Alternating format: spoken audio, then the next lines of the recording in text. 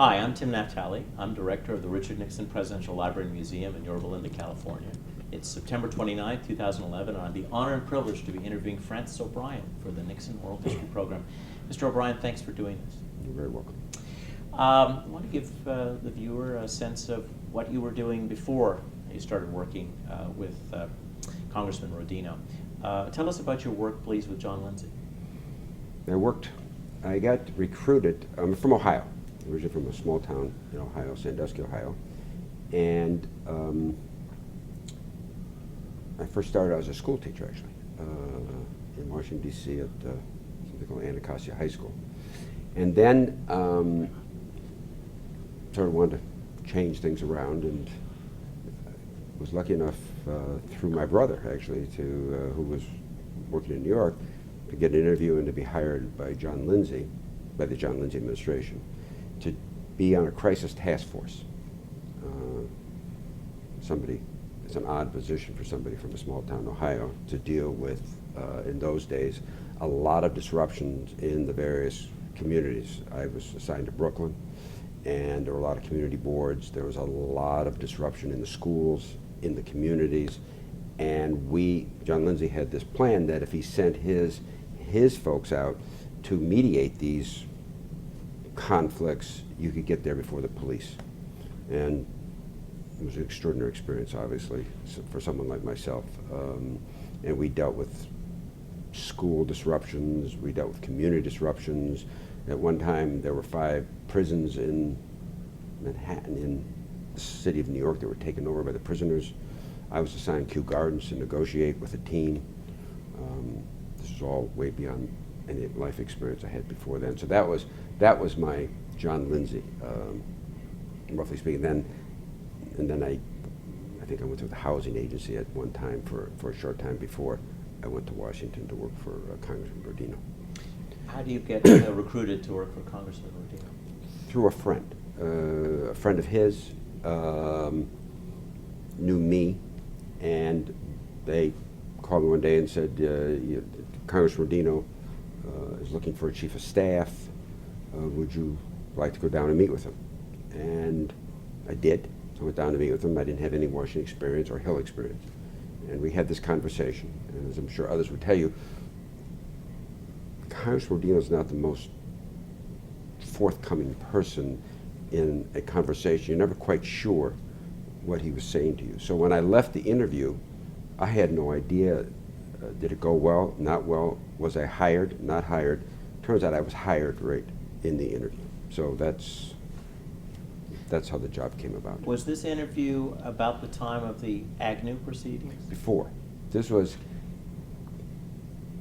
it was probably in the spring of '73, right around the time, because I started when Congress, I remember this vividly, Congress was in recess. So I come to Washington, and the congressman's not here because they're all in recess in August.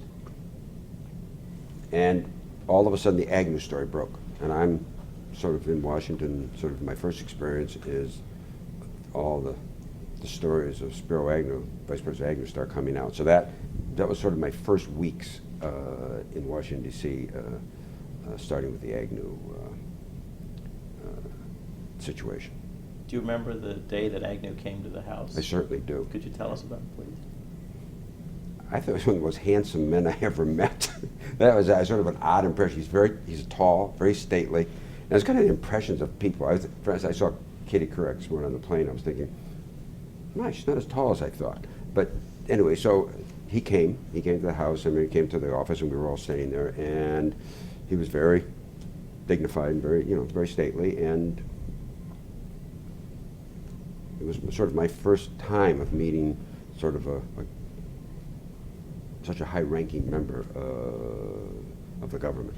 It was a visual impression I had that day, separate from what we were going to do in terms of interviewing and process. But that was my first impression as I remember back all these years. Do you remember, I mean, again, it's a long time ago, do you remember some of the challenges that Congressman Rodino faced regarding the Agnew process? Well, we faced challenges, he faced challenges from day one. Remember, he came to the chairmanship after a 50-year reign of Manny Seller, who was, in those days, one of the most important people in the civil rights movement, head of the Judiciary Committee, and had been a member of Congress for 50 years. He wasn't the chairman, but for many, many years, and was one of the giants of the House, obviously. And through this fluke election of Liz Holtzman out in Brooklyn, we're used to those now, those kind of upsets. She upset this icon. And this fairly unknown sort of party line congressman from New Jersey is all of a sudden put into this position. And so there were challenges all around, which obviously we'll talk about more as we get into to the thing. But we didn't know what to do. In other words, this was all uncharted territory. I mean, here is the Vice President of the United States being accused of, of serious issues, and the word impeachment started to come up, and this is something that none of us, certainly I had no knowledge of this, and no members of the Judiciary Committee had any knowledge of this, or was it ever part of conversations or anything. So there was a lot of scurrying. There was a lot of staff, I remember, just trying to put things together. And how do you question the Vice President? What do you talk about? What's our jurisdiction? So I remember all of that going around. And I'm not a lawyer, so there were things I was not involved in on the legal side, but clearly as we'll talk later, these are political events, not legal events in the sense when the House and the Senate deals with impeachment or that. These are at their core, it's a political solution. So there was a lot of political discussions sort of behind closed doors, separate from Vice President Agnew or later President Nixon on what's our role, what do we do, how do you, and of course the environment, not unlike today, was extremely partisan. I mean, President Nixon was a very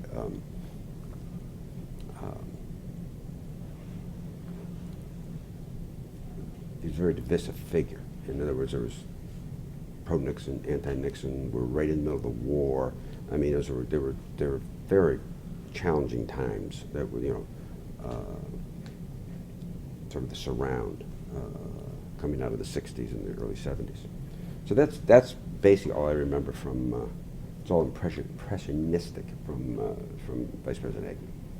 From interviews we did with former members of the White House staff, there was a sense, there was a fear in October of 1973 of a double impeachment, that both Agnew and President Nixon would be impeached, and Carl Albert would become president. Mm-hmm. Mm-hmm. There was a lot of that talk, but of course, that wasn't reality. You remember, the House at that time was, in my own experience, was very interesting. You had very liberal members. You had people, members of Congress, representing feelings in parts of the country, with really strong feelings towards President Nixon and Vice President Agnew. And clearly, there was conversations about this, but when you sort of got to the core of sort of leadership of the House, including Congressman Rodino, that talk just sort of dissipated. And how, because there's nothing in the Constitution that mandates this.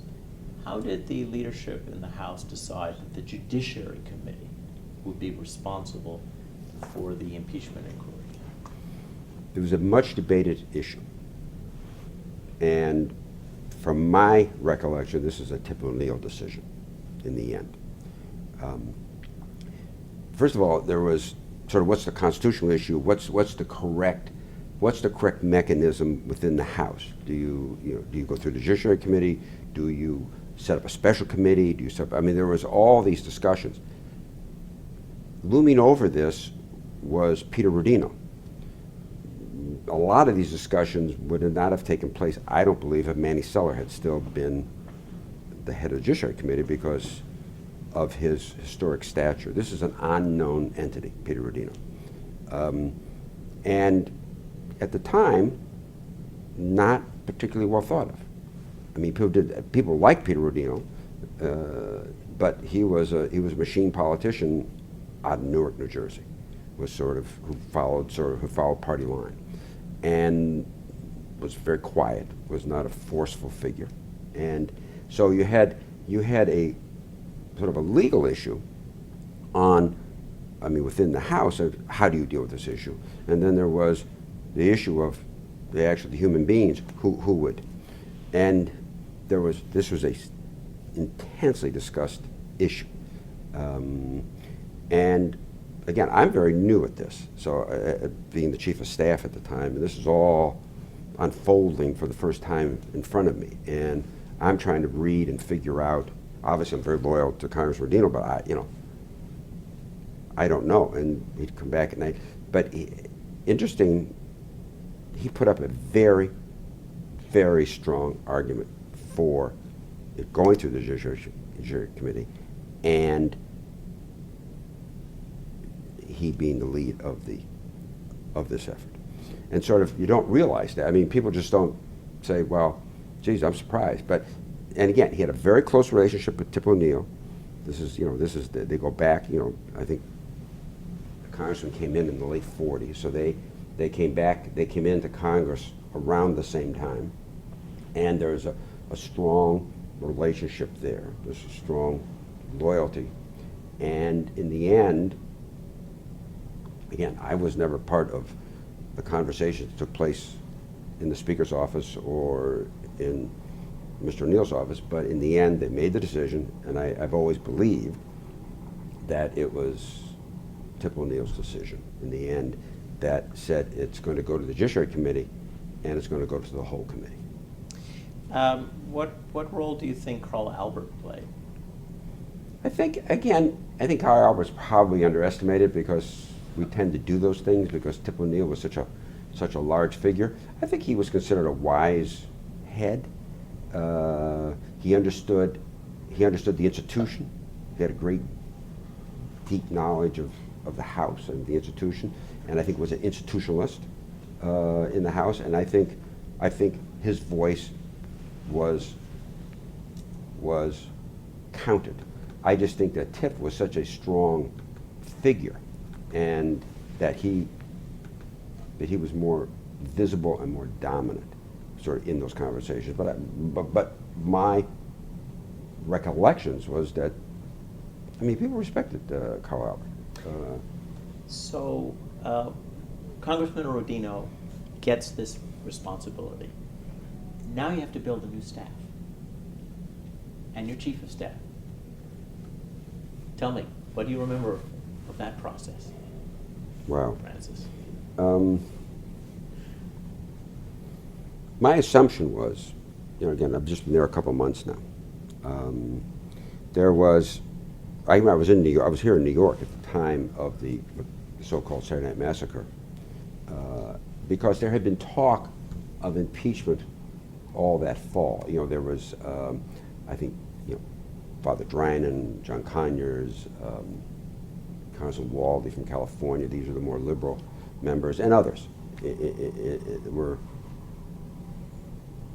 starting to talk about that. They may, in fact, even introduced articles into the House and legislation, etc. But the Congressman was a very measured person and just very, very slow in terms of coming to any kind of decision. But I remember one night, so again, I'm working off assumptions of a new person, and once a decision was made to the Judiciary Committee, we sat down in his office one night, and my assumption is the staff on the committee would do this. And we were sitting in his office one night, I do remember this very well. And I will not attempt to imitate the way the congressman talked, but he was very measured. And he said that he would like to create a new staff. And I thought, okay. And he said if I would mind heading up that search for chief counsel. I can't remember my exact words, but my feeling was a pit of my stomach is, my God, this is way beyond my capacity, is what I thought at the time. But I said, fine. I walked out of the office. So that's how I got the news. And there's obviously a backstory of why that decision was made, but which he and I and others were engaged in this conversation about how to deal with this. But I didn't think he would arrive at that conclusion, nor did I think I would be the person that was going to be the point person on this. I'm not a lawyer. This is a committee that's all lawyers. I didn't even know any lawyers. I come out of that generation where you didn't even like lawyers. So it was, but that's the decision he decided. And the counsel of the committee at the time was a gentleman named Jerome Ziefman, very accomplished, had been there for years, very intelligent. But the congressman, I think, came to two conclusions why he wanted to do this. I think he felt that Jerry Ziefman was too partisan. He had very strong views on President Nixon, and very vocal. And I think Mr. Rodino didn't think he had the measured personality that he thought, that the congressman thought was going to be needed for this endeavor. Certainly had the intellectual skills, but he thought he was too partisan. Another issue that was very important to the congressman, as it is to all politicians, is loyalty. He never said this directly. I don't think he felt that Jerry Ziefman was going to be loyal to him, in the sense that Jerry had served other members of Congress, other members of the Judiciary Committee before he came chairman, and I think he felt that, again, it's a very strong issue with Congressman Rodino, is he just didn't feel that he would have his complete loyalty in this most difficult endeavor. So I think if you put those two together as a generalization, that's why he said, I think we need to form a new group. And first we must start with someone who will lead that. And that's how we got there. Okay, now the tough part. How do you, a non-lawyer, who's not from that world, start to collect candidates? Sometimes you never know never want to know how history is done. You always do. I remember I went back to my office. It was right next. It was in the Rayburn building. It was right next to the congressman's office. I sat down. It was in the evening when I did that, but I remember. I just said to myself, I don't know what to do. And it was clear from that conversation, though never said. There was always, with dealing with the congressman, with the chairman, there was always, you had to understand what was not said, because that was the important part of dealing with the congressman. It's what he didn't say, but what he meant to have said in that conversation. He didn't want me to go back to, normally I pick up the phone and call Jerry Ziefman or somebody, call somebody on the Judiciary Committee and say, geez, do you know anybody? That clearly was not in the cards, because Jerry Ziefman was a candidate. He was a strong choice of many members of the committee. both for his intellectual ability and for his political position. So I couldn't do that. So what I did often in my life, I called my brother in New York, another non-lawyer. And I outlined my challenge. I said, what do we do? So we said, we'll start asking people we know, but I didn't know anybody in Washington. I have not, you know. So we said, there's a book, there's a law book, because I've seen it here, that has like all the lawyers in the country. Actually, I think it's called Hubbell's. Martindale. Martindale, Hubbell Martindale. So I said, let's get that book. And first of all, we sat down, my brother and I, and we thought about this. And now, I don't want to leave the I went back to the Congressman. And I said, before we get to who, with names, what are we looking for? I mean, and I went back to the Congressman, I think the next day or so. I said, give me the criteria. I mean, what do you want in this person? And he said, first and foremost, this person should not be partisan. He obviously should be a person of intellectual standing, somebody who would deal with this, must be honorable. And he laid out a series of criteria which reminded myself, and when I related to my brother, of going back to the not too distant past to the McCarthy hearings. We were sort of looking for a modern version of Joe Walsh. Welsh or Walsh? Welsh. Welsh, Joe Welsh, who was the chief counsel, I think, of that inquiry, who was thought of as above reproach, who was a person of honor. So that became our talking point. In other words, we wrote down what we were looking for. It was that model. And we would like the idea if the person would be Republican. In other words, that would be even the best, that you could get a Republican chief counsel. And the Congressman made that point to me a number of times, that would be the best of all worlds, to show sort of a nonpartisan. Okay, so that was a criteria. So what we did is, we said, let's start with, we had this book, but it means nothing. So our thinking was, my thinking, my brother's thinking, was let's call law deans, we said. You know, law deans know people. And we'll call, maybe you'd call 10 and I'll call 10. And we'll get them on the phone and we'll lay out this criteria, tell them what we're doing. And we thought for sure there'll be a name. They'll all have a name. That'll be the name, we'll circle the name, and I'll go in and say, here, Congressman, here are the 3 names all the law deans like in the country. So we started on that path. And we just looked up law deans all over the country, from here to California, from Harvard to Ohio State to the University of California. We just covered the universe. We covered all sections of the country. And we'd have these conversations, and most of the deans were very responsive. They were honored that we called, and we laid out the criteria, and we asked them to think about it, and they would come back with names.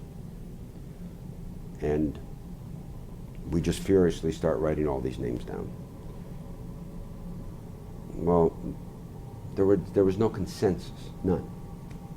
There were a lot of names. Every once in a while you'd see, and then we had to figure out,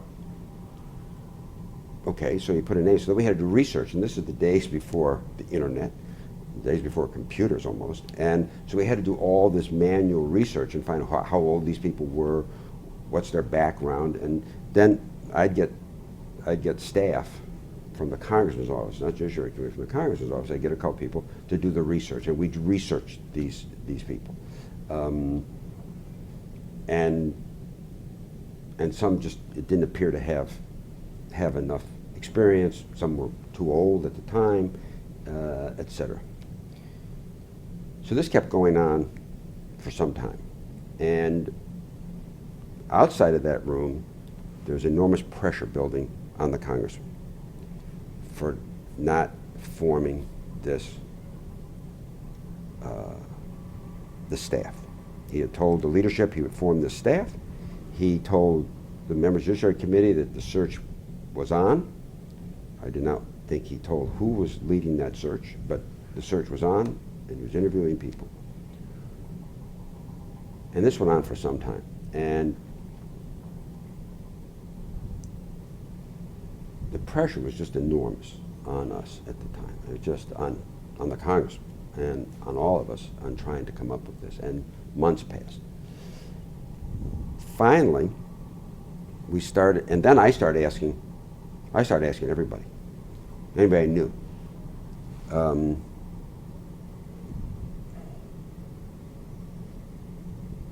The Chief Justice at the time of the Supreme Court was Berger.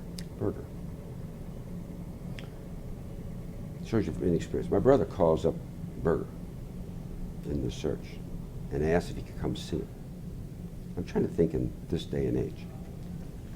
And said who he was and what he was doing, and could he come by and see him. This actually took place. Berger met him in back chambers, and my brother asked him.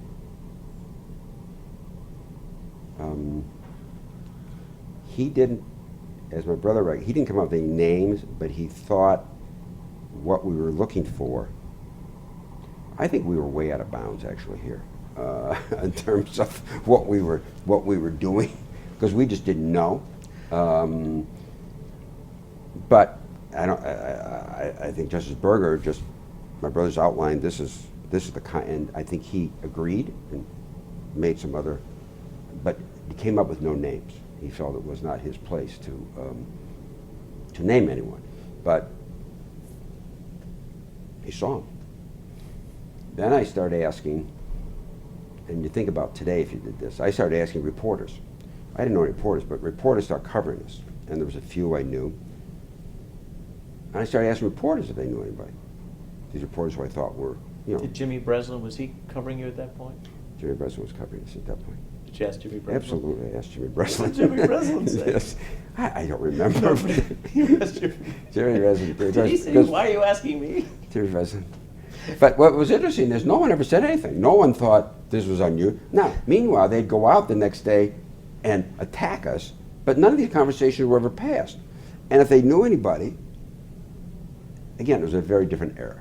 But that didn't happen. Francis, I've got to ask you this, so that just to give the viewer a sense of these months.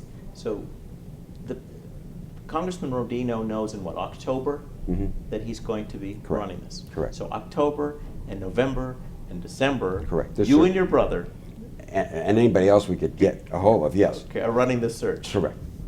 Correct. And actually, the viewers won't see it, but I just showed you today one of the many files, just that has not been touched for over 30 years, chock-a-block full of names. I mean, it was the file that I kept of all the recommendations and the research we found. Saying all of that out of just frustration, again to my older brother, one day he said, you know, my brother worked for Bob Kennedy at one time. And he says, you know, there was, he did not work in President Kennedy's administration, but he worked for Senator Kennedy, both when he ran for the Senate and after. By the way, what's your brother's name? John O'Brien. What did he do for Senator Kennedy? He was a political aide. I think he worked in the '64 campaign. That's how he did it, and he was a political person. But he called one day, he says, you know, there was a man named John Doar who worked for President Kennedy and works for Senator Kennedy, who during the President Kennedy's administration was a very well-known civil rights lawyer and was one of the people that Justice Department, then Robert Kennedy, who was Attorney General, sent south to helped work on the civil rights issues that were at the time, and was very highly respected. So I took that in. It was great. So we began the search. Where's John Doar? No internet, no computer. I didn't know how to spell his name. So I had D-O-R, D-O-R-E, da-da-da-da-da. So finally, and we just couldn't find him. I couldn't find him.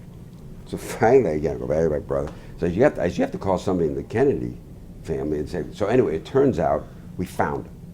And he was, I believe at the head at the time, of the Bedford-Stuyvesant Corporation, which was I think a community help organization founded by Robert Kennedy, I believe. But I think that's where he was or had been there. But anyway, clearly, he started to catch our attention, certainly caught my attention and others, because of his background.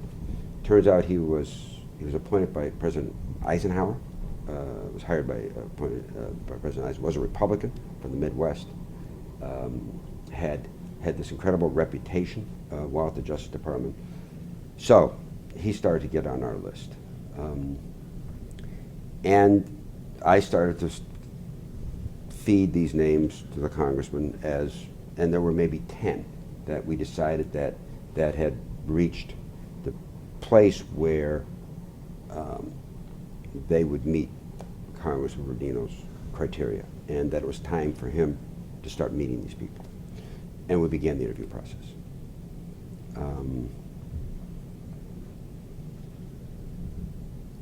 I think John Doar remembers it. I think I called him.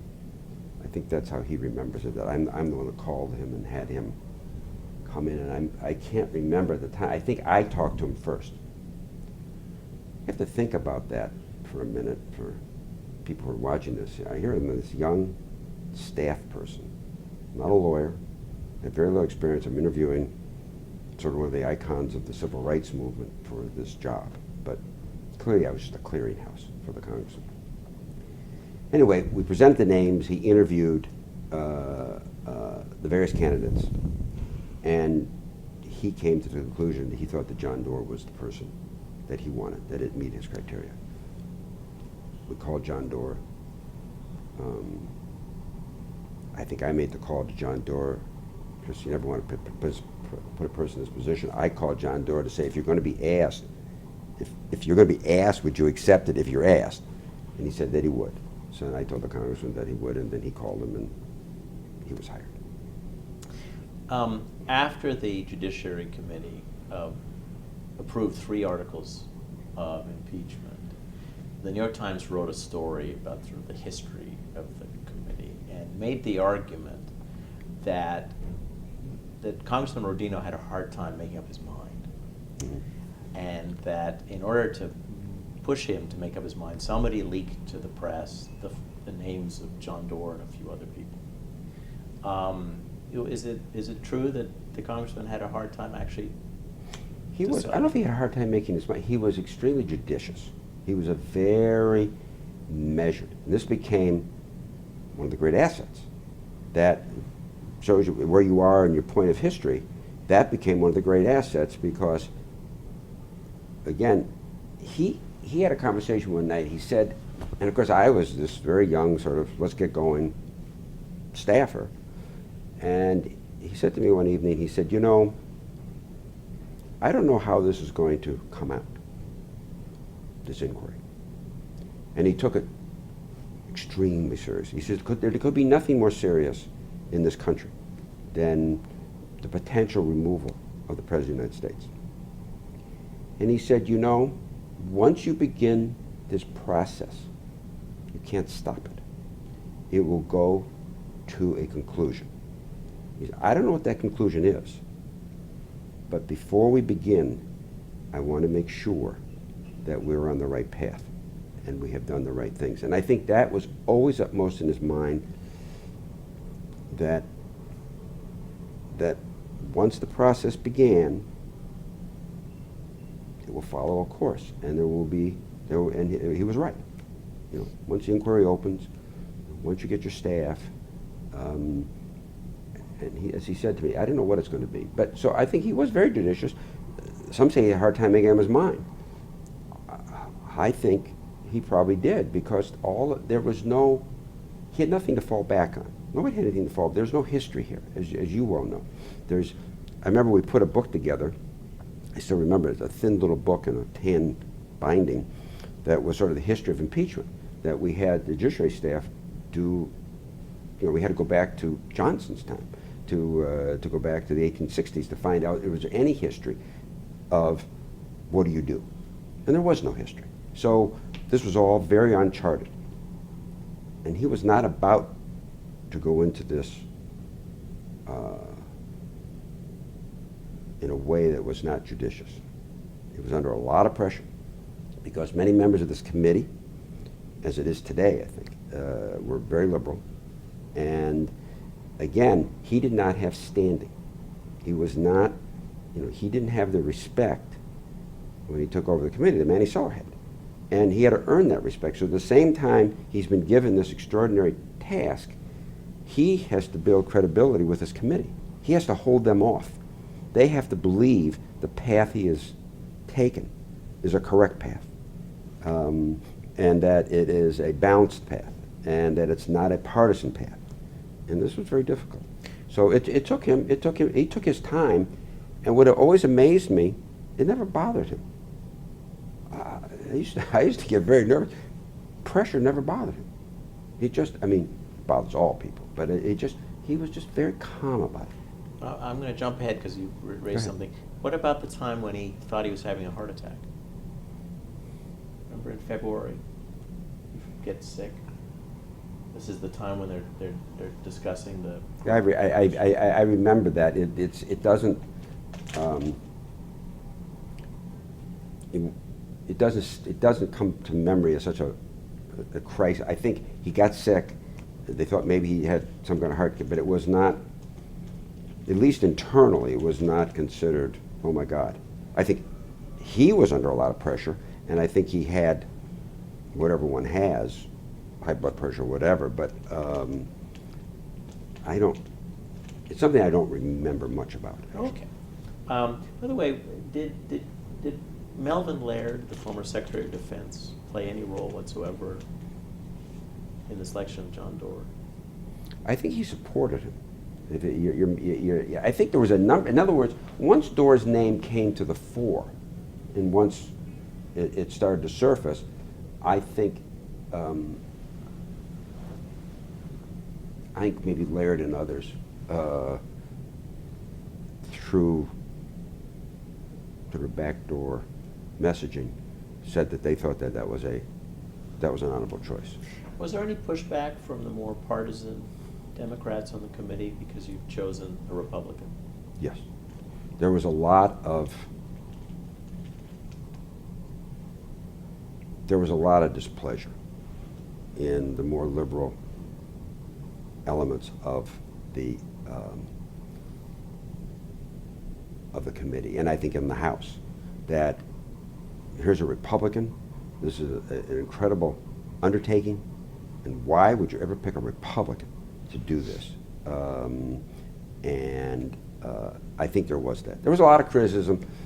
Everybody had an opinion, because this was so again, my amazement is how a congressman dealt with that. It just sort of, he was always in his three-piece suit, always meticulously dressed, always very calm, and he just absorbed it and just moved on.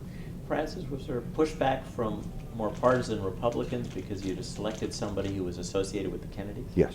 Well, that was the argument. You could see right away.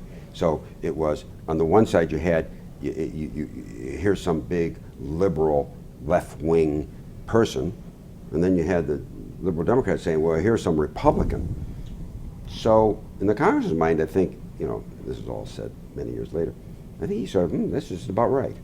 In other words, because he knew in his mind that the pathway would not be either one of those. It would not be, if the conclusion was to be made that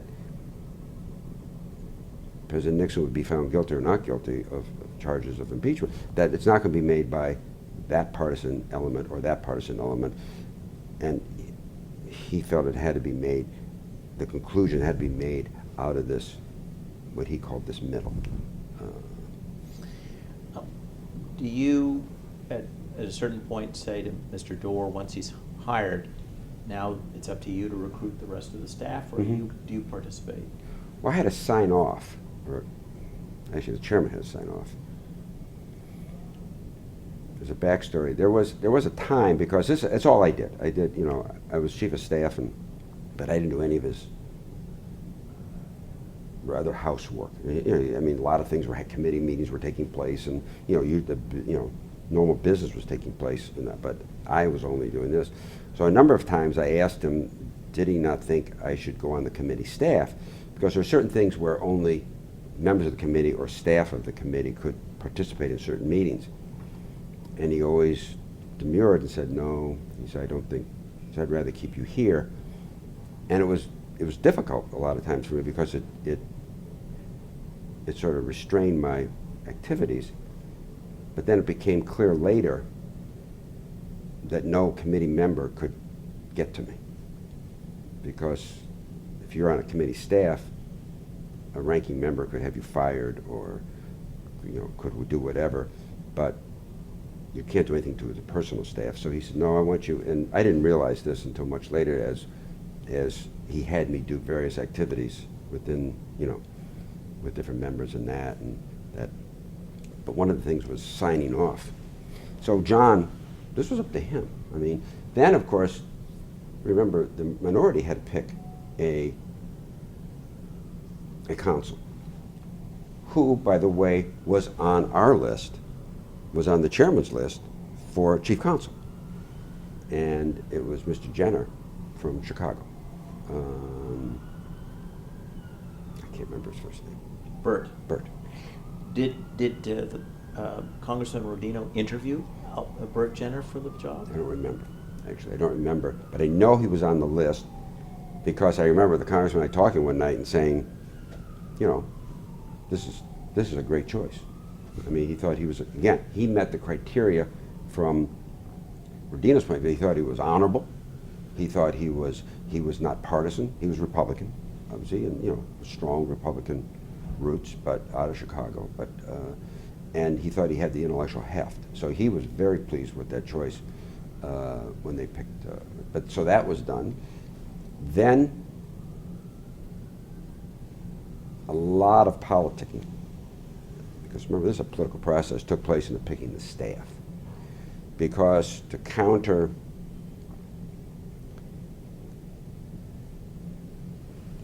to satisfy the more liberal members of the committee, they wanted their person on the staff, who came in the name of a gentleman named Nick Cates. And Dick Cates. Dick Cates, yeah, from Wisconsin, I believe. I think he was a Kastenmeier, Congressman Kastenmeier's person. And that was challenging, because that wasn't John Doar first selection, because he didn't meet John Doar's, because our criteria is nonpartisan, that, but politics plays a very important role here. And so he was chosen as a very high ranking, could have been deputy counsel at the time. But John essentially had the job of interviewing and assembling a staff that came over 120 people. And I think he had a fairly open or control over that. In other words, I think he was given a free hand, is what I'm trying to say, of doing that. There were political choices we had to make. His members would have their choices that John would have to interview. But I do remember one in particular, Congressman Brooks, who was a very powerful member from Congress, from Texas, and a real populist liberal, and not happy with sort of the, I mean, I think he liked the chairman a lot, but he didn't have the fire that Jack Brooks had, and certainly John Doar didn't have the fire that Jack Brooks wanted. And Jack Brooks sort of led a rump group that actually involved Jerry Ziefman, the general counsel, and a whole team of that we had to deal with over the whole course of the inquiry. But I remember one day I got called up from Congressman Brooks's office, asked to come over. So I went over, and Jack Brooks had a resume in front of him. Jack Brooks said, "Boy," he said, and he said this gentleman's name. Oh, I can't remember at the time. He was on the staff. He was a young lawyer from, I think, Yale or something. And he said, "Do you know so-and-so?" I said, "Yes, sir." I said, "The chairman has signed, you know, he's a member of the staff." He said, "Boy, do you know where he's from?" I said, "I'm not sure what school he went to." He said, "No, sir." He said, "Do you know where he was born?" I said, "No, sir." He said, "He was born in Beaumont, Texas." He says, "Does that mean anything to you?" I said, "No, sir." You have to think there's another generation. I was dressed in a little three-piece suit, and a little thin tie. Jack Brooks reaches across the table and grabs my tie and starts pulling me across the desk, big congressional desk. He says, "Boy, that's my district."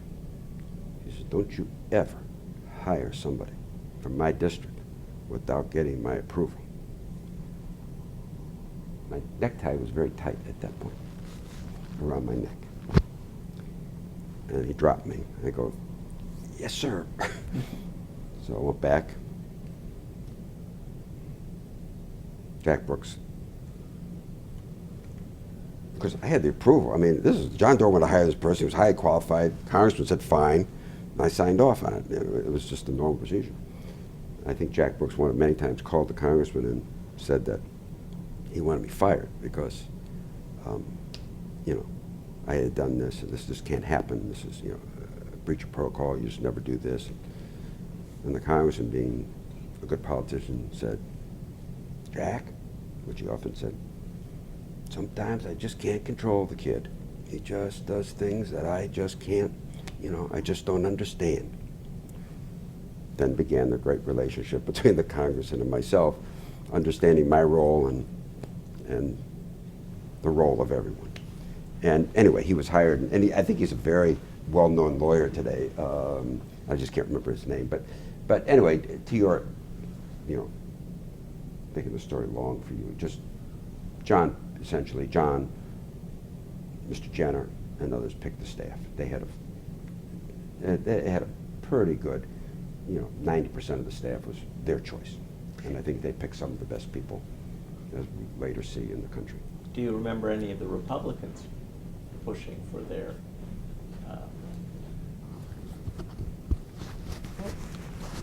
thanks. Pushing for staff? Yes. Oh, absolutely. We had a sign for those too. So you remember? Oh no, everything was. It was very.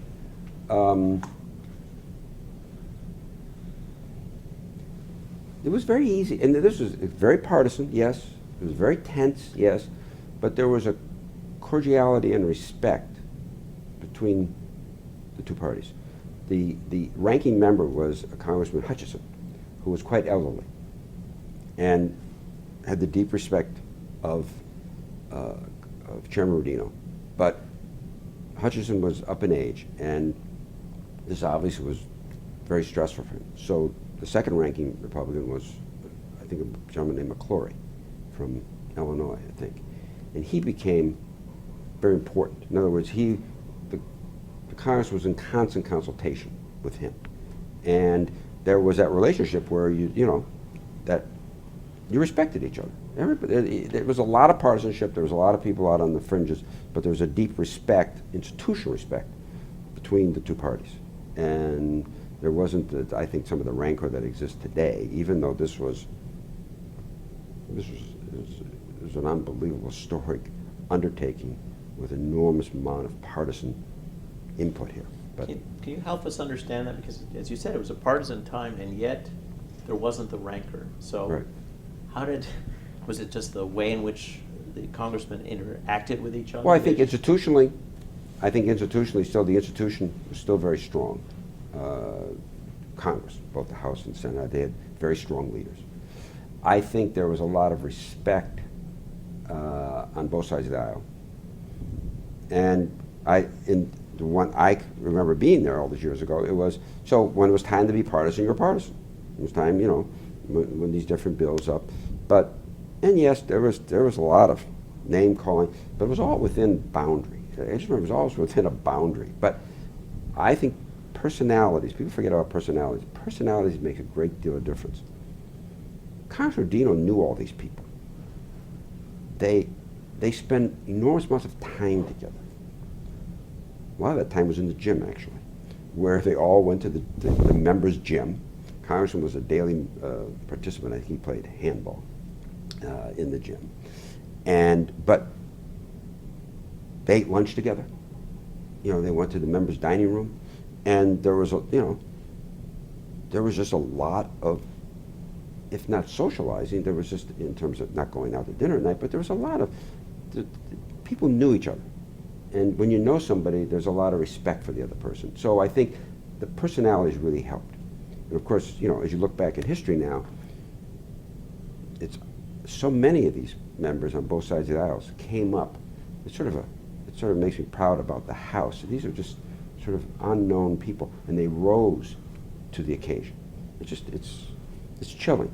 In fact, when you think back historically, how these sort of average members, who, you know, most citizens never heard of, stepped up and took this as an extraordinary duty, as a public servant, and that it rose above. Yes, it was partisan, but yes, it had but felt very strongly that if you're going to conduct this inquiry, it had to be a fair inquiry. And I think there was a core that believed that. The question was, would this be a fair inquiry? I mean, that was always the overriding question. Well, one of the first challenges for the congressman was to decide a debate that was happening among the staff as to whether these proceedings would be viewed as a grand jury, Mm-hmm. where the president's counsel could not be involved. And at least from my reading of the story, Mr. Doar really felt it should be a grand jury, Mm-hmm. but the congressman overruled it. Right. Do you remember that? Remember any of that? Mm-hmm. Could you tell us what you could? Well, I just remember I remember saying, yeah, I'm not a lawyer, but I remember saying, and every evening what would happen is just about every evening during the week, the committee was housed in another building on Capitol Hill.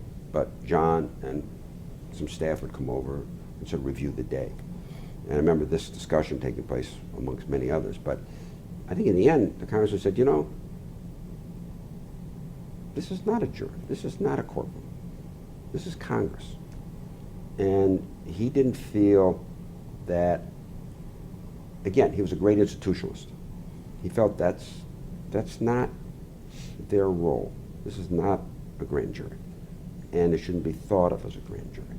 And I remember just, again, he always said things, and it took a while to figure that out, but it just didn't feel right to him that that's the way it should be conducted. And, you know, again, he had enormous respect for John and for everyone in that committee. But there's where you sort of, many people underestimated the Congress at the time, because you'd say, well, you know, wouldn't he defer? He didn't defer to anybody, actually.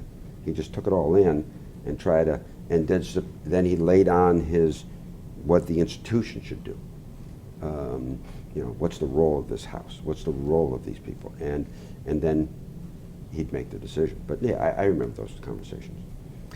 Well, the other issue was whether you had to find the president guilty of a crime to impeach him. Mm-hmm. And ultimately the committee decided no. Right. Do you remember what role the congressman played in that? He played a very important role. But there were other members that were very critical. This is not like a staff thing, and then, you know, they come and deliver. Very important to the congressman thinking. There was Paul Sarbanes, young congressman from Maryland, later became a senator, now retired. Strong intellectual. Became very important to advisor. And more than an advisor. I mean, he's a co-member, but very influential to Congressman Rodino in terms of his thinking, his sort of putting this intellectual thought into this. Don Edwards, very liberal congressman from California, former FBI agent years ago, very important because he was a very reasonable person, very liberal, and he was sort of the congressman's gate, sort of door to the liberal wing of the committee and the party, Don. But Mr. Edwards became very important. So there was a group that the congressman reached out to that were very influential in coming to these decisions. These were not a sort of Peter Rodino, John Doar, and that's all that was involved. There was a lot of discussion, a lot of, I think, memos, and because they used to pack every Friday. Congressman went back to his district in Newark. They'd pack him, big binder with all these memos and all these thinking. And then he'd read them over the weekend, and then all this discussion would take place with the various members. Because remember, Congress was very, I mean, this is applicable. He couldn't do this without the consent of his fellow members. He had to bring them along. He had to hold them at bay. In other words, let the process work, but at the same time, they couldn't feel excluded. And it's pretty extraordinary that today that they allowed this inquiry to go on so long without their input, without their involvement. And there was a lot of conversation. To get there, there was a lot of behind-the-scenes conversations that took place on a regular basis in the Congress's office, one-on-one with the members, both in the committee, behind the committee room, in the Congress's office. There was constant outreach about what various members thought on these various issues.